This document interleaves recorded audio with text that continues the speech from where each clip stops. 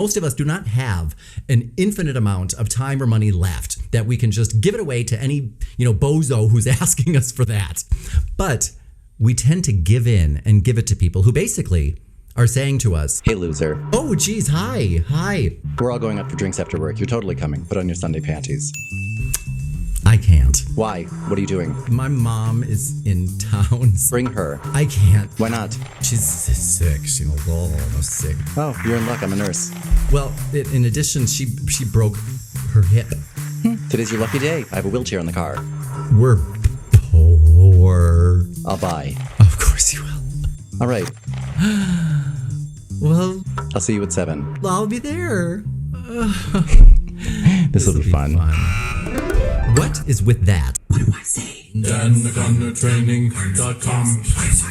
I'm communication skills expert Dan O'Connor, and I specialize in what's called tactical communication, which means in this channel, you're going to get the words or the nonverbal strategies that will help you increase the odds that you will most effectively and most easily achieve your communication goal, whatever that goal may be.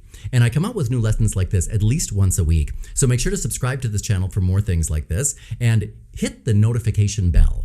Don't just subscribe, but hit the bell so that you're the first to know how to do things like stand up to office bullies, say no, and so many more dealing with difficult people skills, both at work and at home, that can rid you of your energy vampires once and for all. All right?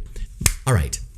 This is a whopper of a lesson. I'm going to give you today 3 duct tape power phrases. I'm also giving you 3 different strategies for saying no: 2-step, 3-step, and a 4-step, depending on the situation. So make sure to have your danger phrase list and power phrase list out, along with your worksheet that both of those come with this lesson. You know what? I'm feeling a little frisky today. So instead of giving you the 3 power phrases that I had intended, I'm going to give you all 5 of my top secret ultra power phrases. You ready? Power phrase number 1, under normal circumstances. Power phrase number 2, because. Power phrase number 3, I simply can't. Power phrase number 4, I have another commitment. Power phrase number 5, that is not in my budget. What I'm going to start off doing is talking about who you're delivering the no to, because we all know there are different no's for different people. I like to think of it this way: on a scale of 1 to 10, how much do you contribute to my personal, professional, spiritual, or whatever development?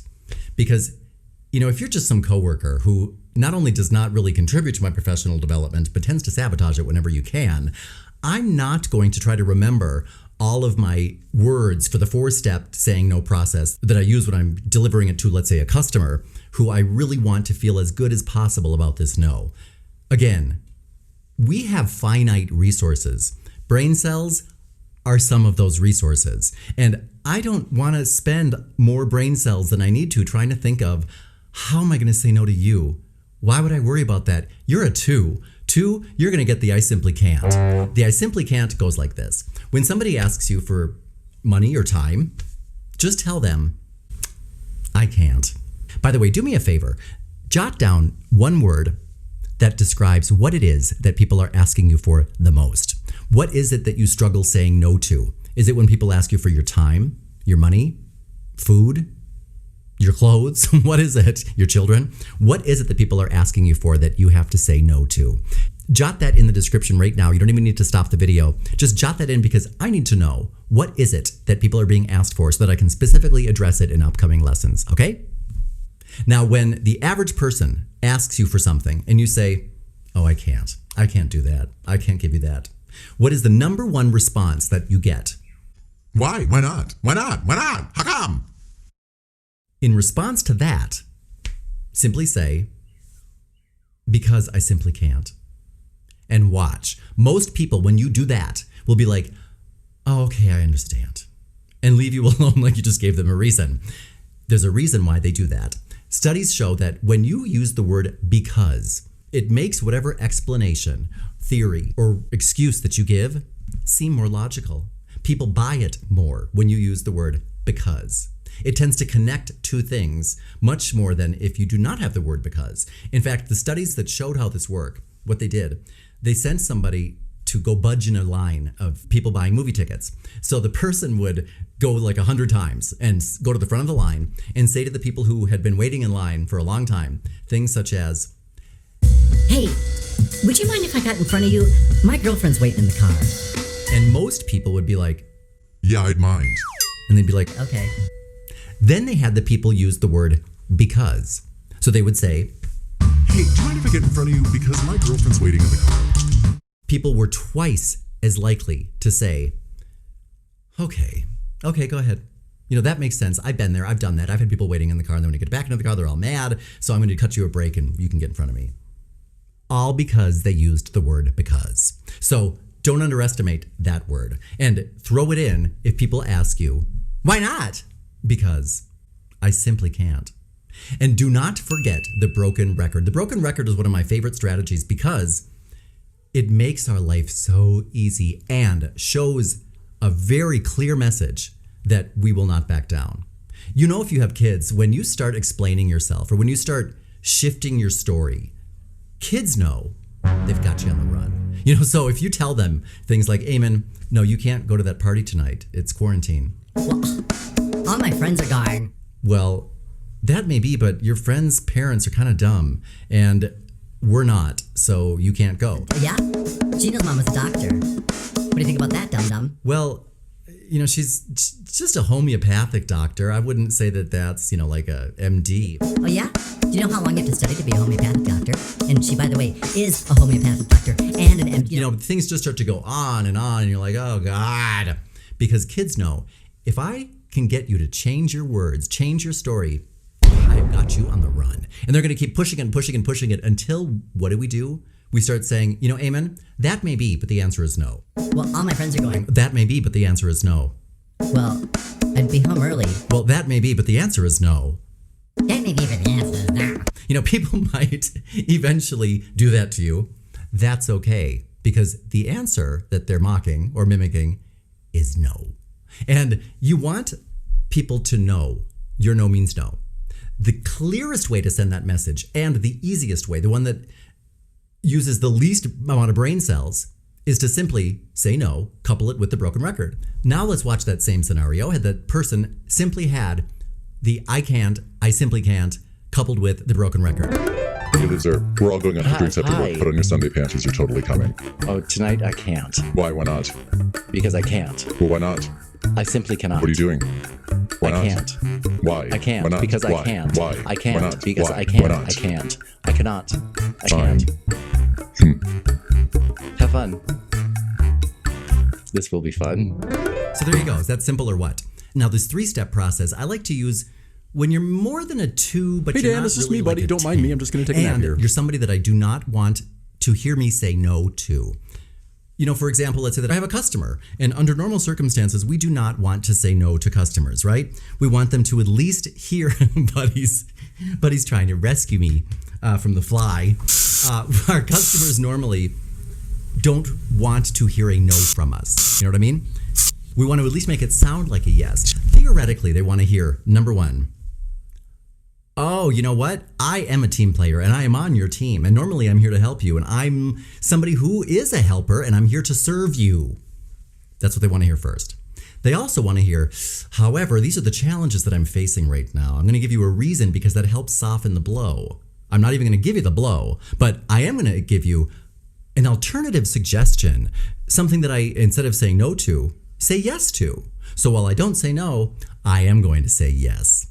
You know, all of those theories sound great, but they're hard to remember on the fly. They're easy if you have the right lead-in lines. So I'm going to give you 3 lead-in lines. I mean, come on already. You already have 5 power phrases. Now you're getting 3 lead-in lines. Remember, the lead-in lines help you start sentences because it's so much easier to finish a sentence when you have the beginning of it. So the 3 lead-in lines that you can use to say no are you ready? I would love to be helpful. However, I'm afraid. So I'm wondering. Say that again. I would love to be helpful. However, I'm afraid. So I'm wondering. Say it again.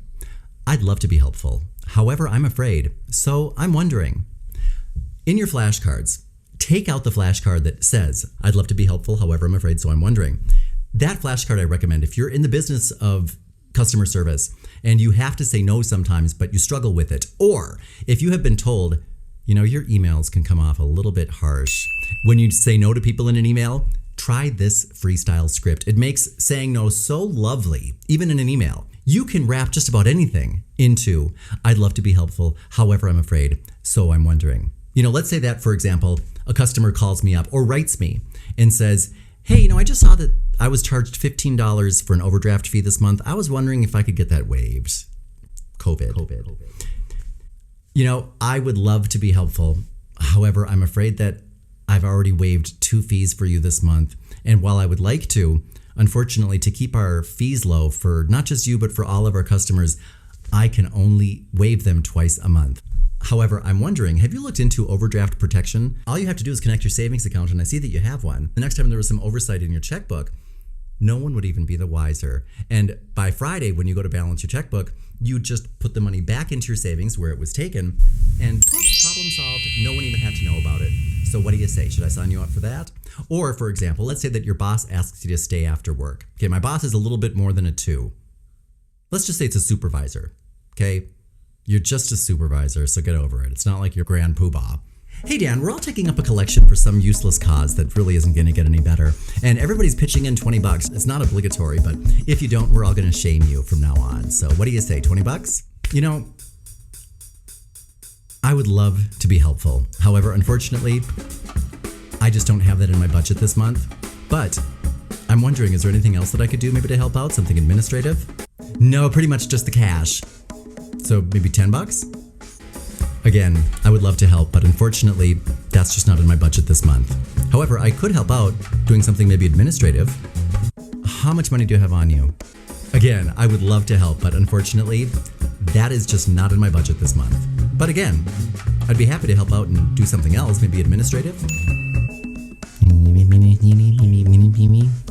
And now let's go for the Grand Poo-Bah of saying no. By the way, that script is an excellent freestyle script for saying no in an email. If you have been told you need to soften up your emails, you can come off a little bit harsh there, Noe Norson. When you use a script like that, it helps you say it clearly, but softly. You know what I mean? Like, let's say that someone were to ask you, hey Trixie, I'm sending you this receipt for my expenses last week. I know it's Monday, but I was hoping that I could still get it in my next week's paycheck reimbursement. Is that possible? Now, let's say that you can't do that. If you were to write something like, hey, John, no, I can't. All of that has to be in by Friday, and if it's not, there's really nothing that I can do but tell you that you're going to have to wait till the next week's reimbursement. Let's say that that was the message you sent. Nice enough, you were trying to do your best, and you were just telling them, there's nothing I can do. But what they heard was, Hey John, no, there's nothing I can do. You know that those are due by Friday, or you're gonna have to wait until next week's paycheck. Sure. Remember, when you write something in an email, the reader is the one who injects the tone. So if they've already labeled you as a troublemaker, they're going to open it up and be like, Hey Dan, no, you know it. And you're doomed. When you instead use a script like the one we just covered and say something like, John, I would love to help you out. However, I'm afraid that the cutoff time was last Friday. Unfortunately, I can't do anything about that. However, I'm wondering, would you like me to send you a reminder email every Friday to send in all of your receipts? I'd be happy to schedule that. And that should help you get all of your reimbursements as quickly as possible. Would you like that? Simple. By the way, I threw in a, would you like that? That's covered in a different lesson. And the last but not least, the 4-step saying no, the 4 S's. Have you ever noticed how some people, when they say no, it is so smooth? I mean, if you go to the Four Seasons, for example, and you went up to the concierge and you were to say, pardon me, do you have any Grey Poupon? If you are my age, you know what I mean. If you don't, you're like, why would I do that? Well, just trust me. If the concierge was going to decline your request for some Grey Poupon, he would never just say, but of course not. Instead, they would use this 4-step process. They're all trained on it. Now you can be as smooth and have as much savoir-faire as a Four Seasons concierge. And that's a lot of savoir-faire, I'm telling you. 4 S's. Remember these. You ready? Sympathize, say no, say why, suggest alternatives. Sympathize, say no, say why, suggest alternatives. Sympathize, say no, say why, suggest alternatives. Those 4 S's cover all of the points that you need to hit when you say no. Now let's say that it's my boss and he were to say again, hey Dan, I was hoping you could really do me a solid. The Jones are coming in early tomorrow and we were supposed to have their presentation ready. And remember that boring PowerPoint that we were going to cook up so that everybody would fall asleep in the middle of our presentation? I forgot to do that. So I was hoping that you could stay after work for a couple of hours and get that done. So what do you say? Solid? Oh, Mr. Poo-Bah. I understand what a bind you must be in. However, unfortunately, I have to say no because tonight I have another commitment. And I know you wouldn't want me to break that any more than you'd want me to break a commitment with you. So I'm wondering, could I maybe come in early in the morning and help you out? No, I need that done tonight or I won't be able to sleep. I can understand what a pickle you must be in. And you know that under normal circumstances I would help you. However, tonight, unfortunately, I have to say no because, again, I have another commitment. And you wouldn't want me to break that commitment any more than I would break one with you. But I could come in the morning and help you out. Dan, I was really hoping you could help me out. Well, I understand that. And you know that under normal circumstances I would. All right, under normal circumstances I would. I get it. Good job. Thank you. Did you like that? If you did, make sure to like this video, comment on it. Even if you didn't like it, comment and tell me why. And share this video on Facebook and Twitter and wherever else people go to get information like this. Okay, people need to learn how to say no. Share this. Remember, when you say no and you teach other people, my no means no, there is beauty in that. Because what you're telling them is, when I say yes to you, I say yes with a happy heart. And when I say no to you, there's no problem. I'm just going to say no and stick to my guns because I don't say no for you.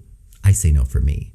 And when you use the phrase under normal circumstances, that's a big deal. Because most people, when they hear that, will not argue as much as they would if you did not say that. Because they hear that and they think, oh, these must be extraordinary circumstances. Yeah. You'd never need to explain what your commitment is. I had a job working at Wells Fargo Retirement Plan Services in Roseville, Minnesota. And I remember when I got the job, one of the stipulations of accepting the job was, I said, the only thing I have to tell you up front is I can never work on Tuesday nights. I have a commitment every Tuesday night, and unfortunately, I'll never be able to be here. Will that be a problem? And they're like, oh, no, not at all. Tuesday night, we'll mark it down. Got it out of the way. Until Heather McBain. Thank you, Heather. Heather McBain was one of my best friends there. And after about a year and a half of no problems, nobody hated me. Nobody thought I was stuck up. Nobody thought I was better than everybody else. I confided in her that Tuesday night was Buffy the Vampire Slayer night. And that's why I could never take any of their shifts or would never help out or would never go. It was important. And I remember she was like, what? And I said, yeah, that's my commitment.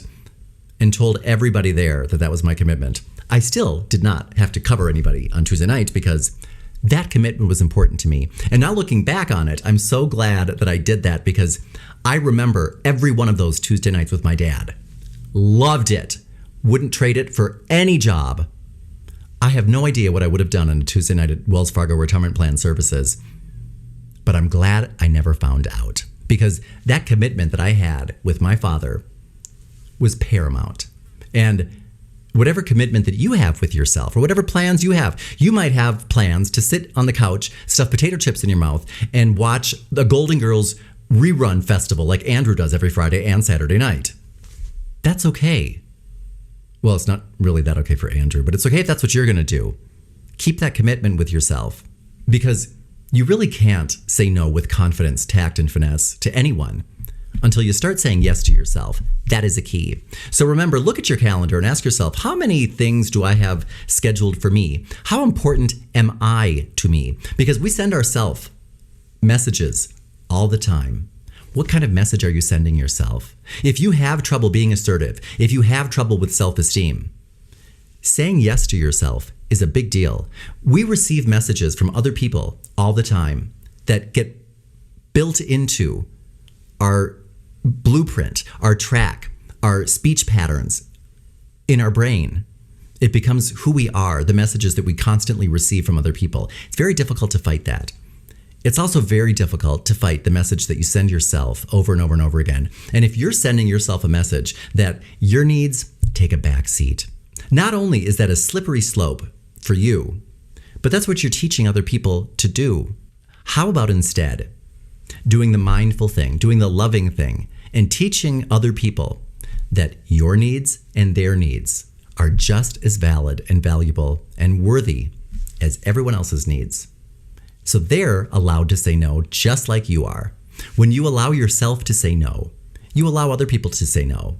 Then you know when they say yes, and when you say yes, you mean it, and you do it with a happy heart. That is about as loving as it gets. So remember that this message, along with every other message, I hope you're delivering in a certain way. And I know that I have a lot of people from all over the world listening to this message right now. Wherever you are, I know that it might be a little bit crazy right now and might be a little bit different from how it was 6 months ago. Wherever you are, it is my hope for you that you have managed to land wherever you are with people that you love. I hope that you're surrounded with people that you love and people who love you right back, because you deserve that. And they deserve the best of you. They deserve loving words from you. So remember, no matter what you say, if you get no other message but this one from my lessons, no matter what you say it in a loving way. You'll be glad that you did, and they deserve that, and so do you.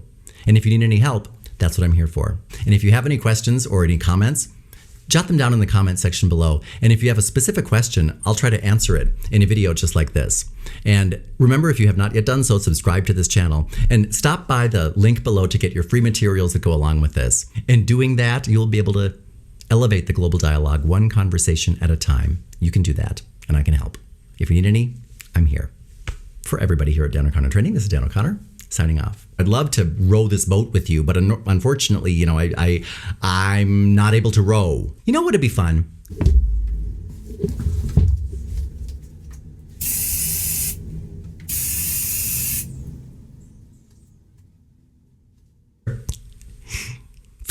We were all thinking about having a dance this Friday, an under the sea dance, and we're going to do it in the past and in the future.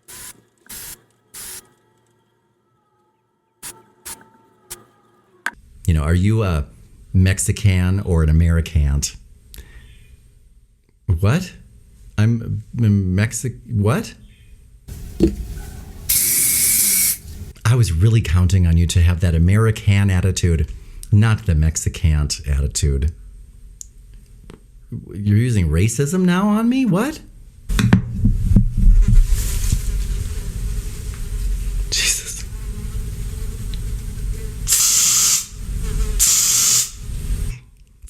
I was hoping that you could use your American attitude, not your American. I'm Mexican. You're in luck. I'm totally a nurse.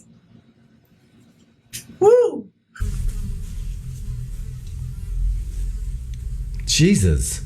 Team any my toonies after work. Don't say you're not coming, you loser. You're totally coming. Yeah, okay. I'll see you there. This is going to be fun. So there you go. Is that simple or what?